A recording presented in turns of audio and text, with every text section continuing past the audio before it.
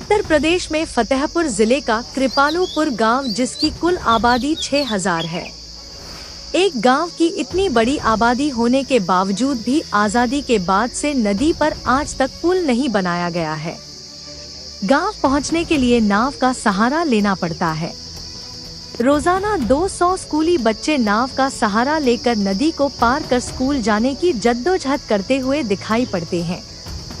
दूसरे रास्ते से 15 किलोमीटर का सफर तय करना पड़ता है। तेजी से आता है। कई सांसदों और विधायकों से पुल बनाने के लिए ग्रामीणों के द्वारा फरियाद की जा चुकी है, लेकिन आज तक कई सरकारों के सांसदों और विधायकों के द्वारा सिर्फ वोट लेने के बाद अनदेखी की है। वहीं एक और प्रदेश सरकार अपने विकास कार्यों की सफलताओं का दम भरती हुई दिखाई पड़ती है।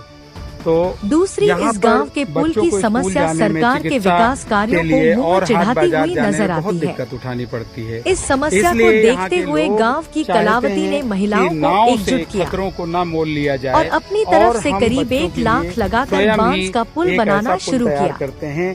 वीडियो में आप साफ साफ देख सकते हैं कि किस तरह से नदी के ऊपर बांस का पुल कलावती और गांव के अन्य ग्रामीणों के द्वारा बनाया जा रहा था।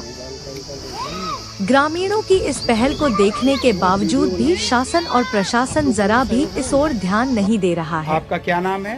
दूसरी ओर ग्रामीणों के द्वारा अपनी और अपने बच्चों की सुविधा के लिए बनाए जा रहे बांस के पुल को प्रशासन ने अवैध करार देते हुए निर्माण को रुकवा दिया है।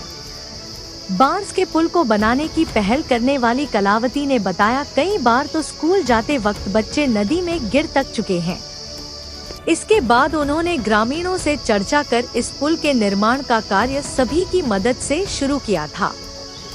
वहीं कलावती ने यह भी बताया है कि चुनाव आते ही गांव आने वाले सभी नेता लंबी लंबी बातें करते हैं, काफी बड़ा रूप ले लेती है। मानो एक दिन में ही बनकर तैयार हो जाएगा। बच्चों को स्कूल जाने में, परंतु चुनाव खत्म होते ही सारे वादे कहां हवा हो जाते हैं, कुछ पता नहीं चलता है। और वहीं गांव की एक अन्य महिला ने बताया कि अगर गर्भवती महिला को दिखाने के लिए अस्पताल जाना होता है, जिसके लिए उन्हें कई समस्याओं का सामना करना पड़ता है। बच्चों को ग्रामीणों के अनुसार गांव के पुल की समस्या आजादी के समय से ही है। वहीं नाव वाले आने जाने के लिए ज्यादा पैसे वसूलते हैं। खतरों को न मोल लिया जाए। ग्रामीणों के अनुसार गांव तक एम्बुलेंस आने के लिए काफी समय लग जाता है, जिससे सरकार से कई बार गुहार लगाने के बावजूद भी इस ओर किसी का ध्यान नहीं जा रहा है। वो सुरक्षा उनको जब इस बारे में क्षेत्रीय सपा सांसद नरेश उत्तम पटेल से पूछा गया तो उनके द्वारा कहा गया कि इस मामले को संसद में उठाया जाएगा, मनमानी नहीं चलेगी, नदी पर पुल बनकर रहेगा ताकि लोगों को सहूलियत हो सके। वहीं ग्रामीणों के द्वारा लगभग बांस के पुल का आधा निर्माण कार्य पूरा कर लिया गया। प्रशासन की रोक के बावजूद भी ग्रामीण बांसों के पुल को अब खोलना नहीं चाहते हैं। देखने वाली बात यह होगी कि इस गांव की ओर सरकार ध्यान देगी या नहीं, और इस समस्या से ग्रामीणों को निजात मिल पाएगी, या फिर आजादी के समय चली आ रही यह समस्या यूं ही चलती रहेगी। यहाँ पर बच्चों को